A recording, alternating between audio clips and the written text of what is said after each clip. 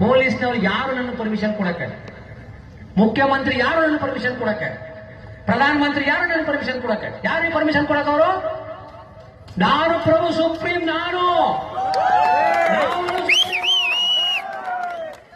ಪೊಲೀಸ್ನವರು ಇಲ್ಲಿ ಗಾಡಿ ಮಾಡೋ ರಕ್ಷಣೆ ಬರ್ಬೇಕು. ಅವರು ಕಳ್ಳನಿಗೆ ಕೇಸ್ ಹಾಕ್ಬೇಕು.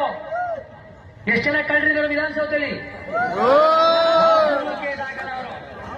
ಒಬ್ಬರಿಗೂ ಕೇಸ್ ಹಾಕಲ್ಲ. ಅವ್ರು ನಮ್ಮ ಮೇಲೆ ಗೊತ್ತಿಲ್ಲ ಕೇಸ್ ಹಾಕ ಆಗಿ ಕೇಸ ಏನಂತ ಹಾಕಿರಿ ಕೇಸ ನೀವು? ನಿಮ್ಮೇಲೆ ನಮಗ್ ಕೊಡಕ್ ಬರಲ್ಲ. ಪೊಲೀಸ್ನವ್ರ ಮೇಲೂ ಕಂಪ್ಲೇಂಟ್ ಕೊಡ್ಬೋದು, ಪೊಲೀಸ್ನವ್ರ ಮೇಲೂ ಕೊಡ್ಬೋದು ಕಂಪ್ಲೇಂಟ್. ಅವ್ರೇನು ಕೊಂಬಿದಾವ?